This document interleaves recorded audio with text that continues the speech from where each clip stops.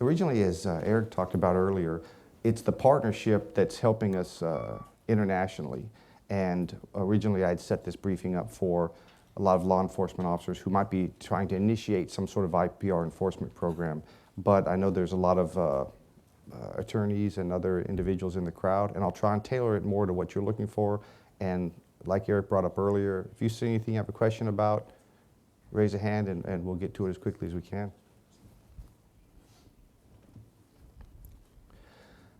Operation in our sites was something, as Eric mentioned earlier, something was started by the IPR Center earlier. It was an initiative because the internet truly was a global game-changing innovation. And like everything else, the criminals jumped on that innovation just as quickly as it was developed. Unfortunately, I tell this joke to everybody back in the other office. I grew up when, anybody remember Pong, the little Atari game with the Pong that came out? Don't pretend like you're not that old. I'll check IDs, okay? My sister and I got that when we were kids, and a lot of us now law enforcement, but I tell everybody we're Atari agents in a PlayStation world, and we're trying to catch up. And that's the problem. Like Eric mentioned, you have some kid that's 20, 21 running this site making $200-something thousand. A lot of the agents that I know, they get their new iPhone that they gave us, and you have to hand it to your kid and go, hey, set this up for me. You know, I'm just saying, you know how it is. So basically, we're trying to catch up and go where the market is, and so many of the IPR holders that will always come down to our office and give us updated training saying, hey, these are our new products, these are our new security features, these are the new ways that you can determine whether something's counterfeit or not. They're consistently telling us that the internet's where it's all coming from now. Like Eric mentioned earlier, you used to see guys with trench coats and open it up, hey, you want some watches? You don't see that as much anymore. As a matter of fact, your brick and mortar stores, as we say, are on the decline. They've moved over to eBay, other areas, and you just don't see that on the street as much. The internet has created the global marketplace. The individuals are creating the websites that appear legitimate, deceiving consumers into purchasing infringing goods. And as I mentioned, the primary versus the secondary market, people used to always think, if I'm buying something counterfeit, it's usually dirt cheap. You'll see something, you'll see those purses for like $50 that the Coach purse might normally be $250, $300. One of my fellow agents did a huge seizure on a warehouse of purses, and each one of these purses, we would have to go take digital photos so we could send them to the trademark holder so they could authenticate them as counterfeit, give us an affidavit, which we'll talk about later. Well, one of those purses, I went over and I picked it up just to go move it over for the photo, and the strap came off. The handle came off. Now, ladies, you know you don't leave the house with less than 10 kilos in your purse. You would have never made it out of the house with that, and you would have been really upset that you paid $50, $75 for a purse that didn't even make it for one use. So a lot of times now what you'll see is, I don't necessarily think they're making them much better, but like Eric said earlier, they're actually charging closer to the real price. If you see something on the internet for $50 when you know as a consumer that was usually $300, you see it on the internet for $200, $225, I'm getting a good deal. So you think, maybe it's not counterfeit. Go ahead and lie to yourself, it is. But when you look here, when they continue to do that, they're still producing it for the same low price, but they're making a greater margin. So like you mentioned earlier on some of the airbags and whatnot, they may not be putting much more into the good, but they're selling it for closer to the price, so the margins have gone drastically up. There's much more money in it. Okay, the objectives of our sites were to have a meaningful impact through law enforcement efforts. And the key was, we started out by trying to dismantle, diminish, or disrupt, and the end result being to create public awareness. Now, initially we started out with these operations, and we got in on some of the early iterations. We would go after the domain name and seize the domain name. Now, that's nice, but as Eric mentioned, €5 maybe for a domain name. Are you really taking an operation out? In some cases, you will ruin their brand, like they mentioned earlier. If someone's used to going to xyz.com and xyz.com isn't there anymore, that guy may lose business. We still don't know for sure, as one of the other folks questioned, do they just go to another website? Do they just Google up another website and just go over there and take their money somewhere else? Could be, but hopefully as we continue to have an impact, more and more individuals will come offline and they'll stop engaging in this activity, and maybe we have an impact that way. Diminishing criminal capacity, more along the lines of taking assets away, and dismantling is when you take the web domain name down, you seize their assets, and you put the individual who's behind the web domain in jail. The follow-on goal is to raise public awareness of the criminal scheme and threat. If you take one guy out and nobody knows about it, do you miss an opportunity to raise public awareness, maybe deter other individuals from getting involved in this practice? Absolutely. So a lot of individuals, that's why you always see these big press conferences when they take down a big organization. One, you put a lot of resources in and you want people to know that your public servants are doing a great job for you. But two, you want to put the other criminals out there on notice that, hey, we're doing this. If you continue to be involved in this activity, you may be the next target. If you stop now, you might be off the hook. Like I mentioned earlier, this is the evolution. We first went after the domain name seizure as the tier 3. Like I said, nice impact. We actually got some great press, but in your torrent blogs, a lot of folks were saying, oh, that's no big deal, I'll be up by tomorrow. I personally know of a number of websites we seized that they would just invert the name and they'd go back up the next day. But it was a great initial operation, and honestly, especially when no one's done this before, you have to take the baby steps, stand up, walk, and then run. And that's slowly what we've been doing. Started off with the domain name seizure. We've recently done a lot of PayPal account seizures and other assets, and we've moved on to a number of criminal investigations where we actually indicted and arrested the individual, which is the goal, to basically to do the trifecta, to get all three. Take out the domain name, seize all the assets you can, and a criminal prosecution of the individual. Now, someone earlier asked about how do you decide who you're going to go after? Well, these are the prosecution priorities here. The key thing is, if you can identify individuals, owners or operators of these websites, and they're in your area, they're not in Botswana, they're not in Romania, because we're in the United States, we have to have venues. So we have to find someone in our area that we can prosecute, someone that we can go after.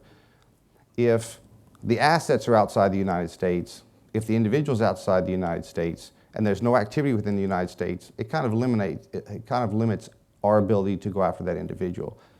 Or if his domain name is in the United States and he's outside the United States and all the assets are outside the United States, sometimes it might not be worth it, because even though we did some good work early, everybody has limited resources. You only have so many agents, you only have so many hours, you only have so much money, and you have to decide, you have to kind of triage how you're going to decide what target you want to go after. And any foreign government that also wants to get involved in this type of investigation, they're going to see the same thing.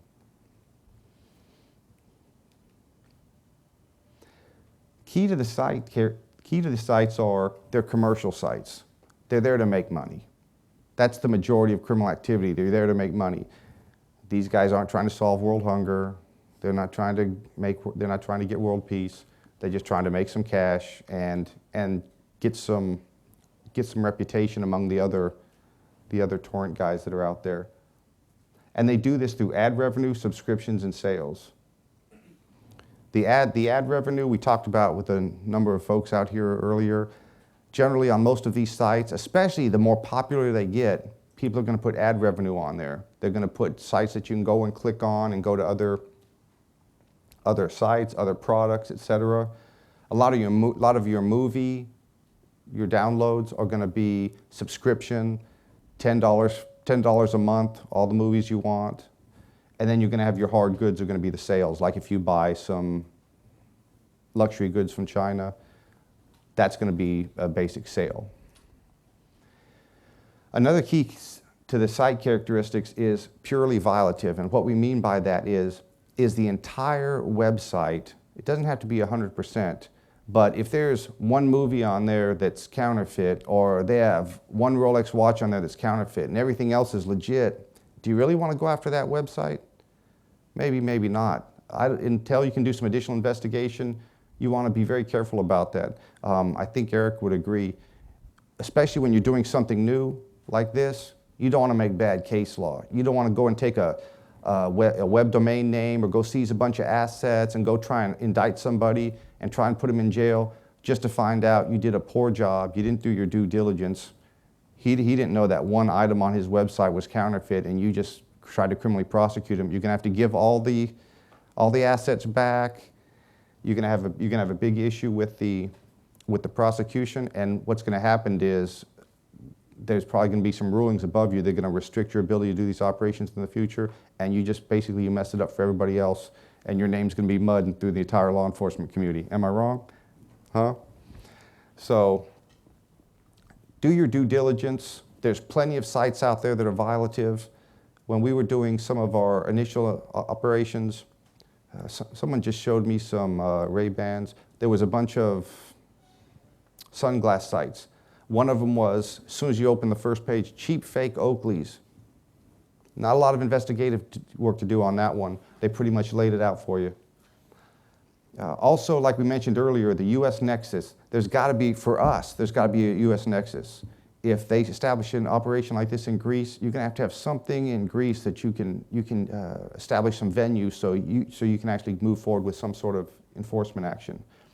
And as Eric mentioned earlier, you have the Alexa ranking and compete.com. There's a number of websites out there that will tell you how good or how well, sorry about that, how well you're doing, and that's based on traffic. Traffic is everything. Advertisers aren't going to want to go to someone that has one hit a day. Just because your mom's looking at your website, that's not making any money. But if 5,000 people are hitting your website every day, they know they can make some advertising, they can make some good advertising decisions by putting their products on your website. So that Alexa rating and that is going to be very important to everybody that's running a website out there. Basically, we talked about it earlier. Your undercover agents will download pirated music or movies from a targeted website. And during the In Our Sights operations, the nice thing about it was the IPR center would establish a list of websites that they vetted already. They looked, it's up, it's running, it appears to be counterfeit, usually given to them by the trademark holder saying, hey, these are some of the most egregious sites out there. Take a look at them. Can you pass them out and have someone do something about this? So they'll give you 5 or 10 websites, and then you'll go in and purchase hard goods from the website. You'll also try and develop any information you can on the owners, operators, or affiliated sites. If you're trying to go after the assets, clearly you'll go through the ad networks and the payment processors and trying to track the money. And then once you get all of either the goods or the downloaded movies, you'll have them authenticated by the rights holders. Then we'll work with the local U.S. Attorney's Office to draft up the affidavits, and then we'll serve the affidavits for the search and seizure warrants. Then we'll serve those on the registries and registrars. Basically, we'll get a seizure warrant with the names of the domain names on there, and we'll serve that on VeriSign, and they'll seize that, and then the government will take custody of it. The one thing you want to look at, though, one very important part right here was a list is provided to the registries 24 to 48 hours in advance to resolve any issues concerning subdomains. Sometimes you'll see a domain name out there, and it's got some subdomains. If you take out that main domain, you take out the subdomains. If they're not violative, you have some very angry people out there because you just shut them down and you really didn't have any right to.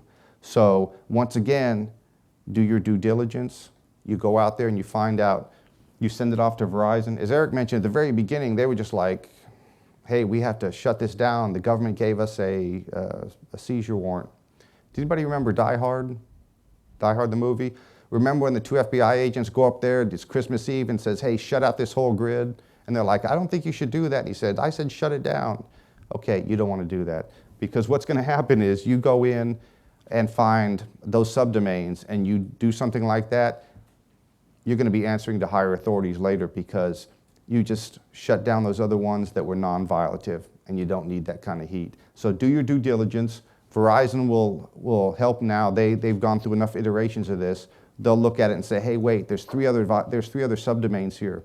You go through and check those subdomains. If you can prove that they're violative also, you get violative also, and you can get enough probable cause to get a seizure warrant on them, then you can go ahead and do it.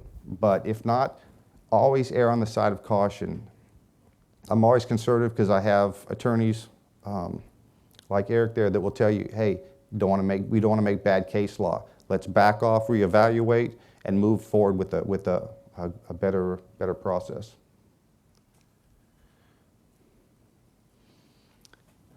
This is really important. As much as you work with the U.S. Attorney, you want to work with your trademark holders.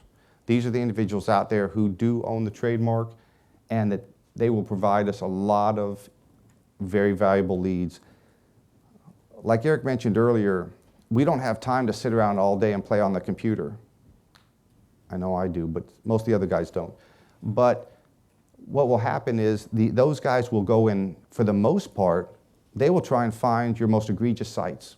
They'll try and say, hey, these guys are killing us. This guy's making $250,000 a year.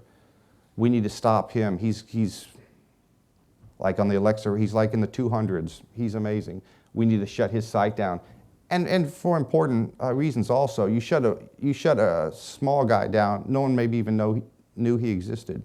You shut a very popular site down, you're going to make an impact, and that's what you're trying to do. You're trying to make an impact with the resources you have. Like we mentioned earlier, all the leads are vetted through the IPR center to determine if they're subject of any other current investigations. For example, we had one website on our list, and after we started looking at it, France was already investigating it. No need to duplicate the effort. Don't need to have two people looking at this. We'll let them do it. Also, a lot of times now, a lot of your companies will try and shut these down civilly. So they'll go to court and they'll actually go through a civil procedure to try and take the domains out. Very expensive from what I understand. That's why they always appreciate us helping, because it's a little bit easier for us to do it. And as another reason to vet these and try and deconflict, one of my fellow agents was working on one time, and just before he was getting ready to do his takedown, I guess they hadn't deconflicted as well as they should have. The company actually took the sites down before he took them down, so all his effort was kind of wasted. Also, at the very end, the completion of an IP investigation, they'll provide right holders with results to let them know what we were able to do, who we were able to shut down. And the nice thing about that is a lot of times these guys will throw a big press conference. Maybe you only took 5 or 10 sites down and the U.S. Attorney's Office doesn't have time to send something out, or maybe something else big was going on at the time. A lot of times these trademark holders will have a big press conference saying, hey, we just shut down these 10 egregious sites, and they'll throw a big press conference because they're just as excited as you are that you took out some violative sites. Once again, upon forfeiture, the government takes ownership of the domain name, and it was kind of difficult at the very beginning because we have a special unit that does forfeiture, and they're used to them bringing over a car, and they go put it in a storage area somewhere. You go seize some money, they go deposit it in the bank. You tell them, I've got this domain name, and you really can't hand them anything. So they had to develop a whole new process for how to lock the website down, how to seize a domain name, and put the banner up. Then even better than the seizure is the fact that you get all that free press on the banner. Eric showed it to you earlier. Also, for all these folks who think we just went in there and said, hey, we're just shutting this down because we're the federal agents and that's what we do, you actually get to show them all the statutes, and they can, while they're busy Googling for pirated movies, they can Google those law statutes and read exactly why their stuff was seized. So That'll give them a minute in between pirated movies.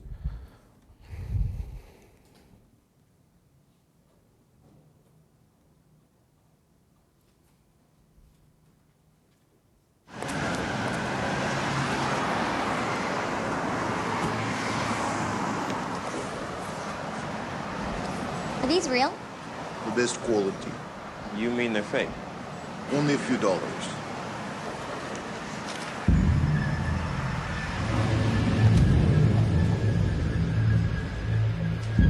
Only a few dollars.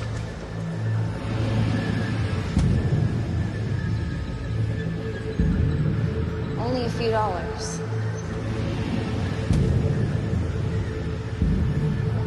Only a few dollars. Only a few dollars.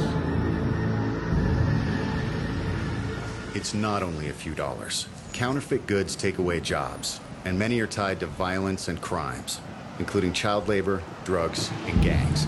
You have the power to stop it. Know the real cost. Don't buy counterfeits. The nice thing about this is even if they don't click on it, I think when you see that banner, matter of fact, I went and checked the site yesterday to make sure it was still down. I think if you sit on that banner for like 10 or 15 seconds, it automatically starts playing that public service announcement, which is nice.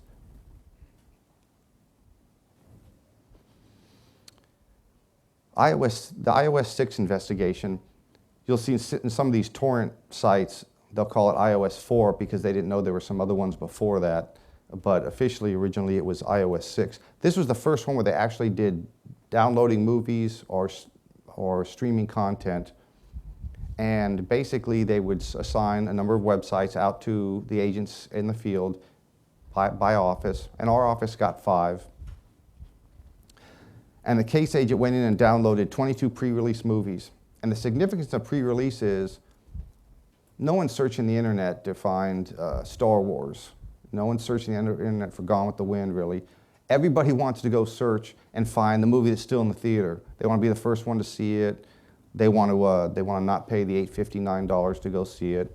And the difference is, in the statute, I think you have to download like $2,500 worth of movies to make it a felony.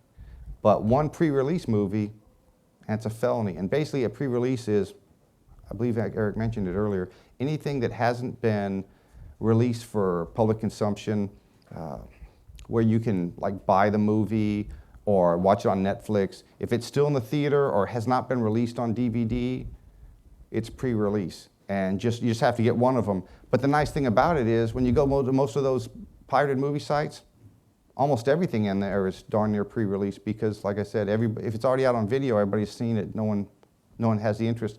Also, these guys that have the pirated sites, they kind of like to be able to brag. In one of their little torrent columns, they were like, it was so exciting to be able to get up at midnight and be the first one to get that movie on my site. You know, so you got bragging rights. I'm the first one with Gravity or the newest movie out there. And you do it enough, everybody knows to go to your site instead of everybody else's because you're going to have it first. It's kind of bragging rights.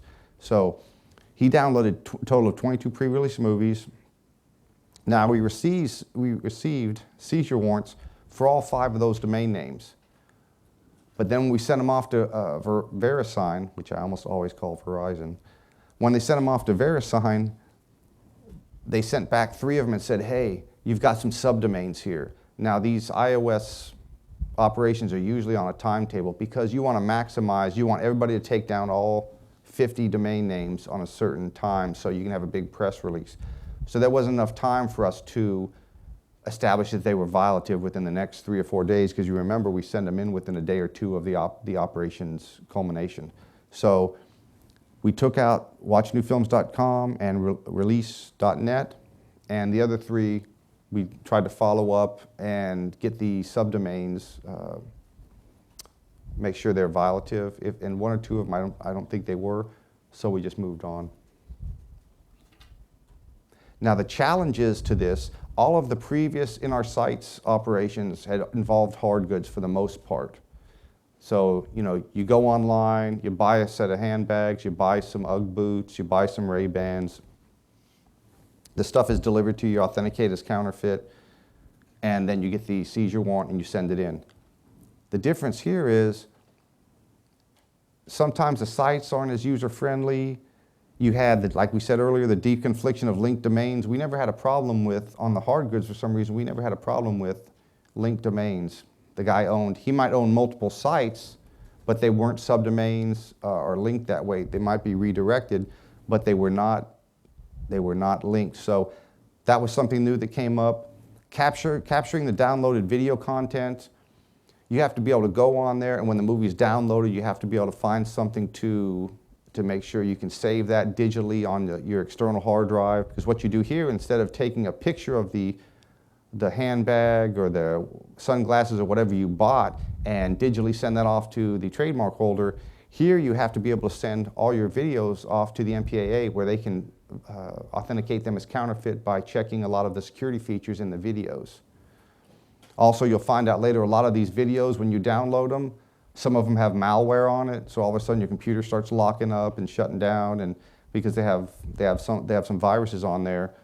And the next thing you know, when you're trying to save all this stuff on your external hard drive, you have to have someone come back in and clean up your computer so you can restart it. And the IT guys get upset after you do it 2 or 3 days in a row.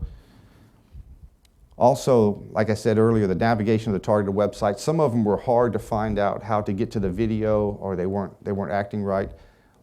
But the trademark holders were really great about this. Some of the trademark holders have some amazing tech people that work with them. And a lot of the guys in HSI, they're even might be computer forensics agents, they went off the training. That's not their first specialty, but they're very good. But when you ever have a problem you don't understand, those trademark holders have these guys with, masters in computer science and computer programming or whatever, and they will go online and help you walk through these issues and assist you, because it is a partnership. Also, hosting sites versus redirect sites. A host site, you can go to that site and find that video. A redirect site, a lot of times you'll go to this site and they'll say, we've got Gravity, or we've got some new movie, Iron Man 15, and you'll click on it and you'll see the URL change. They'll be sending you to another site, or Cyberlock, or somewhere where the actual movie is. So the nice thing is you can get both sites, because your redirect site's facilitating, and the other one is the actual violative site. But you can take both domain names down, because one's facilitating the other. Now, we talked about earlier what'll happen is when the word gets out that you're starting to take these down. We talked about earlier, we got release.net right here. The admin for the domain name said, we'll be back, this was pointless. Matter of fact, in this Torrent Freak article, he even says, and by the way, our new site will be this. He even says it in the article. So, of course, you know what your next target's going to be. But what happened was he was very adamant about this. He said, we've only had 2 sites taken down, 2 links we had to take down as part of the takedown notices that you get under the DMCA. Have y'all heard of the DMCA before? I know a lot of y'all said you had. Okay. What happened was, he said, we've only had to take 2 links down for violative material before. We really weren't doing anything wrong. We're mostly a redirect site. Well, you just admitted you're redirecting to other violative material. But they said, we'll be back.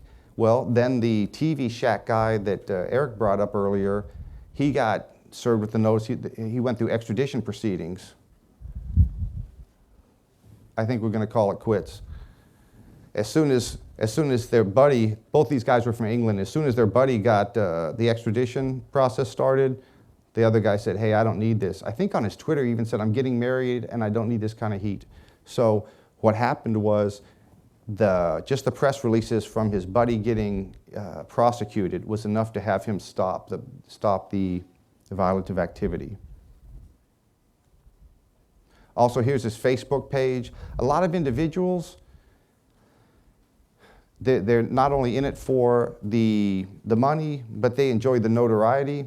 So, of course, he goes in here and sets up his Facebook page to say, wait, when you're trying to track these guys down, that's probably not good for them to be putting themselves out on the net so much, because eventually you'll have the tools to track them down, identify them, see who they are, and you can pursue them for criminal prosecution. Channelsurfing.net, the administrator was working out of his house, and he was downstreaming content for pay-per-view items like UFC, I believe, wrestling, and some other items. And what he was doing was he was making money, he was getting it sent back to his house, and one of our other offices identified him and pursued prosecution on him, and he ended up initially receiving deferred prosecution. He ended up forfeiting over $350,000, and they seized the domain name, and the enforcement received significant local press coverage. We had originally gone and done a search warrant. They did a seizure warrant on, I think, his accounts, and we had to go drop some administrative paperwork off at his house later on that day. It took us a while to get him to answer the door because they thought we were reporters, because they had cameras outside the house, always trying to interview him, because a lot of times you may not think it's always as significant as, say, a bank robbery or solving a cold case or whatever, but when it doesn't happen as much, there's a lot of interest.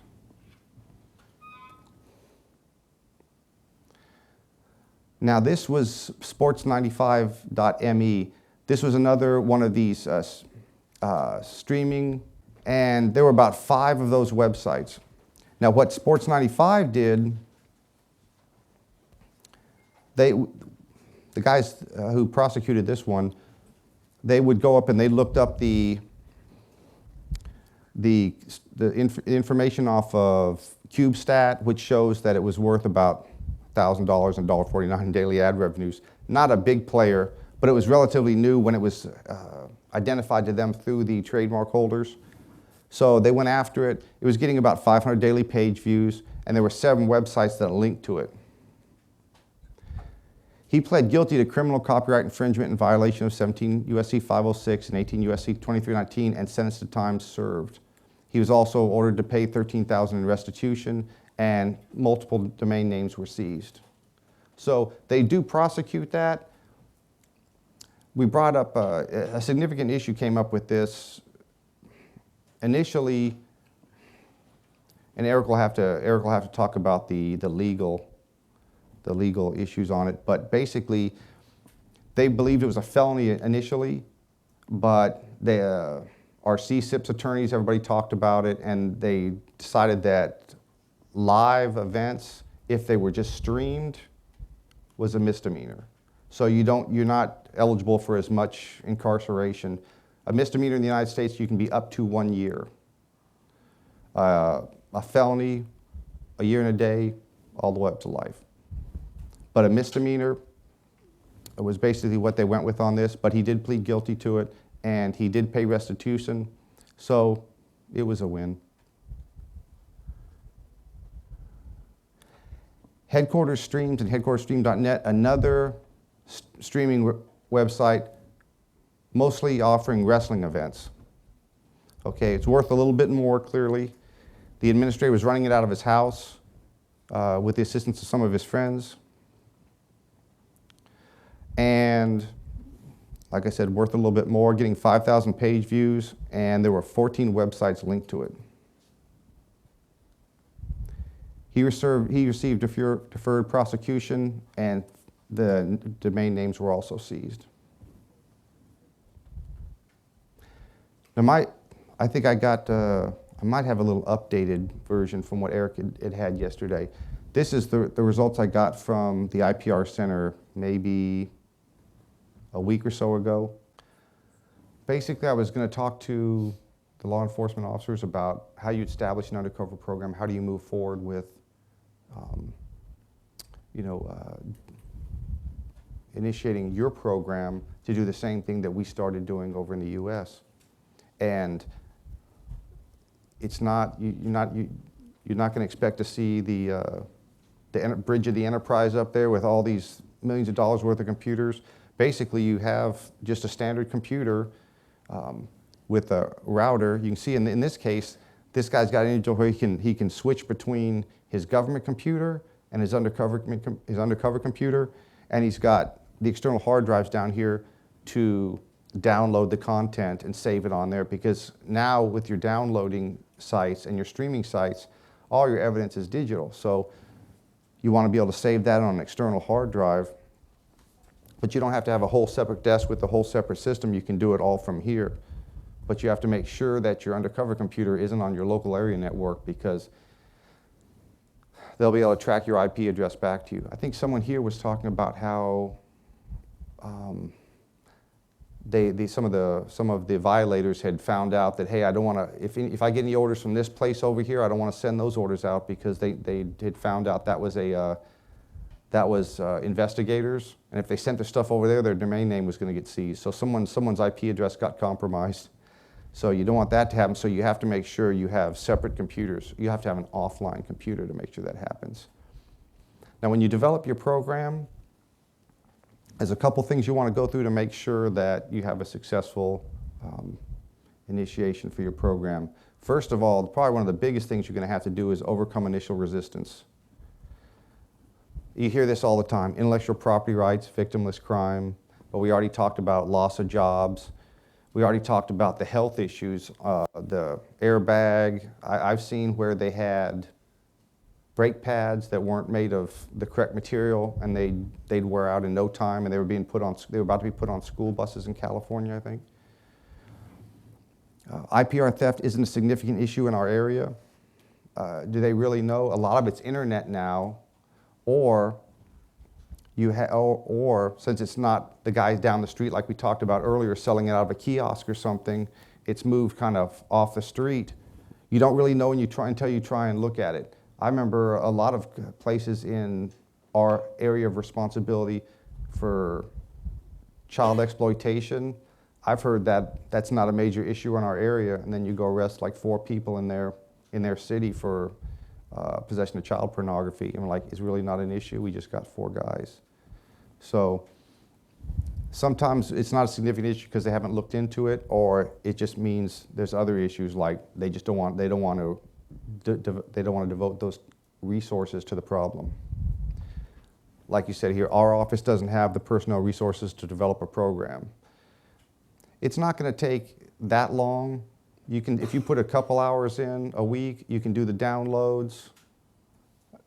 It's almost like when you go online. Who here still goes out to shopping for Christmas, or who orders everything online and sends it out so they don't even have to leave the house? See, oh, one, okay. I'm the only one. Go ahead and put that on me. No, it's when you go out. You go in the United States. They have these big malls. You got to go out. The whole place is packed. 5,000 cars. You can't get in, get out. But you can do it all from the internet now. You can knock out the whole shopping list and never have to leave the house.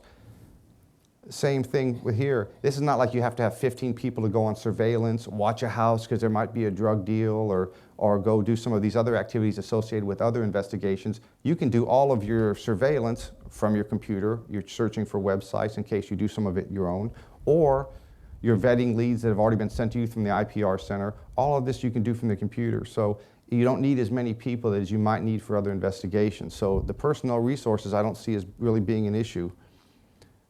Money for the necessary training. When we first started this, like I said, a lot of the guys did not know how to do these types of things.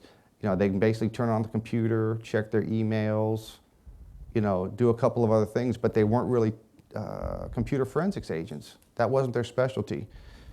We had the MPAA came by and gave us 2 days of training. We sent people up to our IPR center for some training. They've sent people out to the field. And all this same stuff is available for many of the people out in the other countries who are looking at initiating a program. The MPAA has traveled. I talked to the lady who gave us our training, and she's traveled all over the world to countries who wanted to establish their own IPR program. And all you had to do was show up. Lastly, we don't need the hardware software. We don't have the hardware software to develop a program. Overwhelmingly, you're going to have the same hardware software that you have for your regular computers at the office. The only thing you really need to add on is a really good backup program in case you get some malware and it knocks out your computer, so you can return to a previous date, like deep freeze or I believe return return ill. There's a couple, 2 or 3 programs that if your computer gets hit with some malware, it will return you to a previously saved time period, and then you don't have to shut down that whole investigation because you lost everything. Now, I got this from our Department of State contacts here off of the EU site. She sent us, and this is basically another way you can overcome initial resistance by showing how important IPR and intellectual property rights is to the European community. Now, it's like the MPAA. The MPAA, we were talking about this earlier. The MPAA will say, this is what the losses are. Some of the people who are doing the downloading and the pirating will say, really, that's overblown. It's actually this much. We're really not doing that much. I think it's probably somewhere closer to the high end than that's the low end, but this is what came off the website. And once again, it highlights the fact that IPR isn't just luxury goods or other items like that. It's also copyrighted material, a lot of other innovative things that people have come up with that they're incredibly important to the employment, the GDP, and exports, as a matter of fact. Now, clearly, the reason you want to initiate an undercover program is because if they can identify you as law enforcement, you're not going to get anything done on the internet. They're not going to respond to your emails. They're not going to send you any hard goods. They're going to shut off your IP. So basically, what you want to do is you want to have an undercover program so you can check these websites that someone may have sent to you and vetted. You want to be able to use your internet search engines to check different areas. If you're searching for sites on your own because maybe you didn't get any sites in your area, but you think there are, you can use your internet search engines. The thing is, if you go search for websites, if you go to websites, if you send email to websites, it will usually expose your IP. So you want to make sure you have an undercover program. Also, undercover purchases, as well as obtaining evidentiary downloads from the websites. Basically, like we showed earlier, standalone computer system with a quality utility program that can restore your computer to a previous state. You want an internet connection with a dynamic IP address. Changes often. If you have a static ID address, it will be more easy to be detected. Clearly, you want your undercover email address, mailing address, identification, and credit cards. Because if you're sending hard goods out, you're going to have it to a mailbox. I don't know how it is in the European Union, but in the US, if you want to get a mailbox, even at one of these little stop post and mail places, you have to have multiple forms of ID. Well, you don't want it coming back to your personal name, so you have to go get multiple forms of ID, so then you can go get water bills or electric bills in your undercover names and all of that. And you need to do all that just so you can get an undercover mailing address so you can receive the evidence that once they send it to you. We talked about viable targets earlier a little bit. Once you get these from either self-generation, the IPR Center, the property rights holders, other law enforcement agencies, you want to make sure that they have significant assets, someone you can prosecute, to make it worth your while. Like we talked about earlier, if you're just taking a domain name, maybe just to do the process one time, you could do that. But after that, if you don't have assets or someone you can prosecute, it may not be worth your while. Probably the most important thing that Eric stressed earlier, and I'm stressing now, is you're not alone in the fight against IP theft. You've got the U.S. National Intellectual Property Rights Coordination Center, who has, I think we had said 20 agencies that work with them. You've got the trademark holders. You've got other law enforcement offices. We got a lead, like I said one time, from I think the Swiss, but by the time we were able to try and start working on it, it had already shut down. You have these IPR investigators. These IPR investigators are out there. That's how they make their money. They'll come up to me sometimes and say, hey, we found a website. We bought 3 things off of it. Here it is. We've already authenticated as counterfeit. Sometimes you have folks that'll say, well, we'll make 2 buys and have it sent to your undercover mailbox. Wow, okay, great. Thanks for doing half the work. You have computer investigation companies. Sometimes you get into something really, really deep where you have to infiltrate these IPR counterfeiters or copyright infringers, and you don't have the expertise in that area. We had a case one time where they were downloading some content, and we had a major company that owned that trademark. They had already employed an internet investigation company who had infiltrated the group that was counterfeiting everything, and said, "Hey, we have a way in. You want to come work with our guys? They already routed all their stuff through like 2 or 3 different proxy servers." They said, "Hey, you come in and have your guy sit here so he can gather the evidence. We'll tell him what to say so he blends in with these guys, and you can develop your evidence and move on with the prosecution." And the trademark holder was paying for all of it, which was fantastic. Mutual legal assistance treaties. Take, for instance, I know we have some right now with Greece, but I don't know what all encompasses. But take, for instance, if you started a investigation over here, but the domain name was in VeriSign, maybe you have some sort of mutual legal assistance treaty where, you know, you can serve one of your warrants or have us want to serve one of your warrants on them and still seize a domain name, or at last resort, we work with you to, maybe you've identified some of the United States assets in Greece. We do one part, you do the other part. Those are always very important. And if you have one in place, but you know it's not completely updated to include all these different activities, that's a very important thing you can do. And the most important of all is get with your assigned prosecutor, because your prosecutor is going to be able to tell you, this is what I need to push the case forward. I need this many buys. I need this type of evidence. You bring all of this to me and we'll prosecute the case. The last thing you want to do is go up to your prosecutor and say, "Hey, here's all my evidence," and he says, "That's really not sufficient to prosecute this activity. I'd like this, this, this, and this." If you bring him in early and often, or her, they can tell you exactly what type of evidence you need, and even if he's going to be able to prosecute the case. There may have been some recent case law you're not aware of, and he can tell you, you know, we can't do that right now. Right now, we don't have the capability of getting the evidence we need for that. Let's put that off. Or right now the office isn't taking those, whatever. But you don't want to do all that work first and then get with your prosecutor and he says the evidence you have is not sufficient. You really feel bad about it. You want to identify your suspects. Like we mentioned earlier, you can't prosecute them if you can't identify them. Domain tool software, you find his IP address, you can do a reverse, or you can use a domain tool to find you can use a domain name to find the IP address. You can use the IP address to find the domain name. You can use additional administrative subpoenas or summonses to find who those addresses belong to. You might be able to talk to them through undercover email traffic.